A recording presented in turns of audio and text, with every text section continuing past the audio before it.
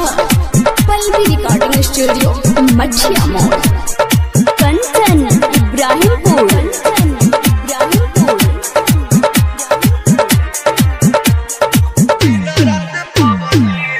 तोहके भूले खातिर लबदी रे खेली दिन रात पबदी रे तोहके भूले खातिर लबदी रे खेली दिन रात पबदी रे ओखिया जागता निक न लागता ओखिया जागता निक न लागता और खाना रोटी सब्जी रे तोहके भूले खातिर लबदी रे खेली दिन रात पबदी रे तोहके भूले खातिर लबदी रे रोज खेलता नि पबदी रे अब कमा के छोड़बे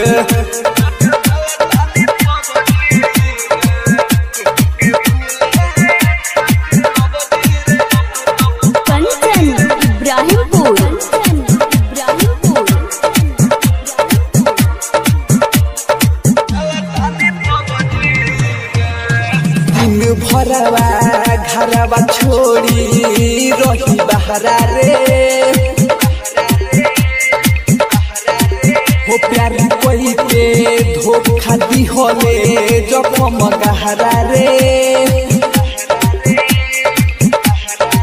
हो दिन भरवा घरवा छोड़ी रही बहरा रे हो प्यार कोई के धोखा दी होले जखम गहरा रे सुन तोरा चक्कर में पिटता रे बाबूजी रे तोहके भूले खातिर लबदी रे खेल दिन रात पबदी रे तोहके भूले खातिर लबदी रे खेल दिन रात पबदी रे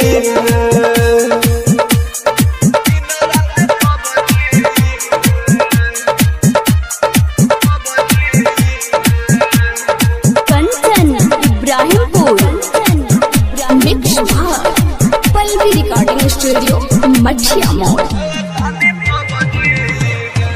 देह तो खुश सुननी बारे परमोद के संगवा रे हुआ के देखू रोह जपीले बिसकिया रमावा रे होते तो खुश सुननी बारे परमोद के संगवा रे हुआ के देखू रोह जपीले बिसकिया रमावा रे कहे अमर जितना ही माफ करी है रबजी रे